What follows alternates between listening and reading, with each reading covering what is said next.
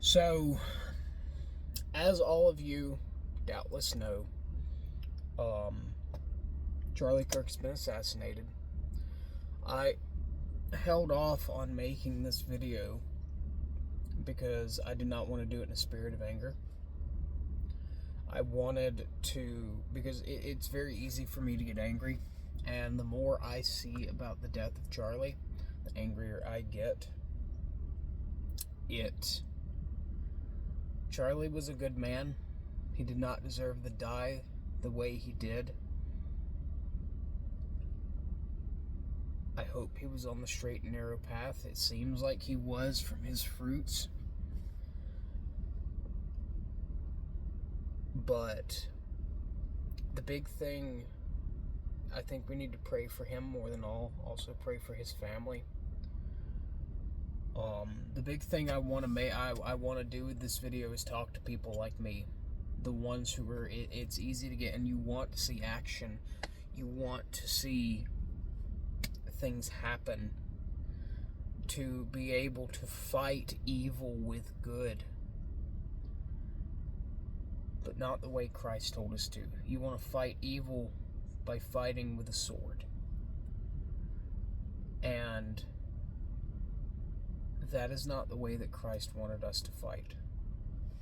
If we turn to the Gospel of Matthew, chapter 5, it says, specifically when looking at verse 39, it says, "You have heard that it was said, an eye for an eye, and a tooth for a tooth.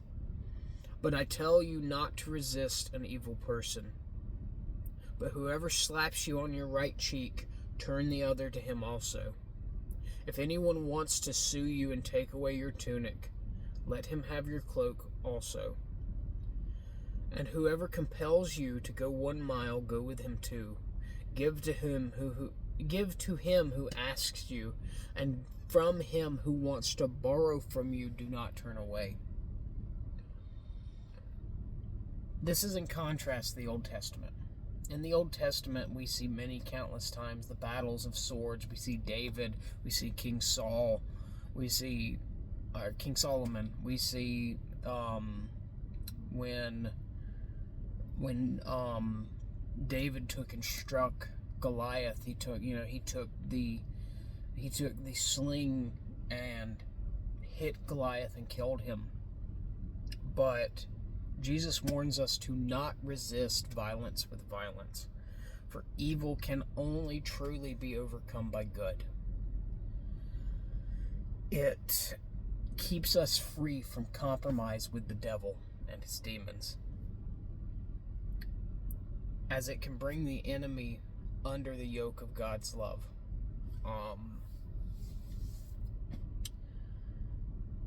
There's a story of one of the desert fathers, one of the saints of the desert, who, while he was in his hut, he owned very few things, and the few things he did own, he needed to survive. He went and came back to his hut one day out in the middle of the desert and found it being robbed by thieves.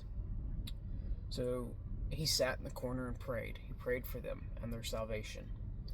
And when the thieves had left, he realized that they had not taken his walking stick. They had stripped him of all other possessions except for his walking stick. So he then followed them for several days, and when he came upon them, he handed them the walking stick, and the thieves, seeing his humility, gave him all of his worldly possessions back and converted to Jesus Christ.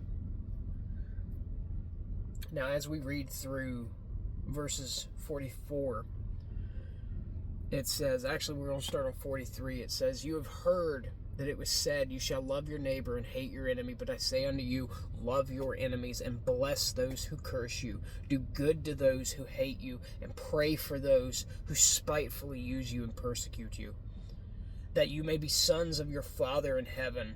For he makes his sun rise on evil and on the good. He sends his rains on the just and the unjust. For if you love those who love you, what reward have you?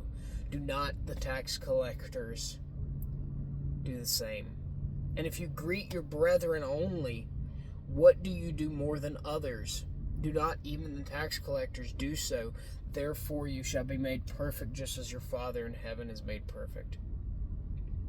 We need, when we are freed from hate, from sadness, from anger, we're able to receive the greatest virtue, which is perfect love. As we say here, it says, you have heard that you shall love your neighbor and hate your enemies, by saying to you, love your enemies and bless those who curse you. When we have a love for our enemies, it is not an emotion like we have a love for our parents or a love for our friends, our brothers. When we love our enemies, it requires action. We have to look inside and willingly love these people and treat them as we would treat our brothers and sisters. I hope and pray for anyone who watches this that is struggling with that, as I have struggled with it in the past, that you may find rest in it. But lastly, I would like to ask you all to pray for the man that killed Charlie. For the men that, whether it be a single man or whether it be a government, an organization, whatever, that instigated the kill, pray for them. And pray for Charlie's soul, that he was on the straight and narrow path when he died.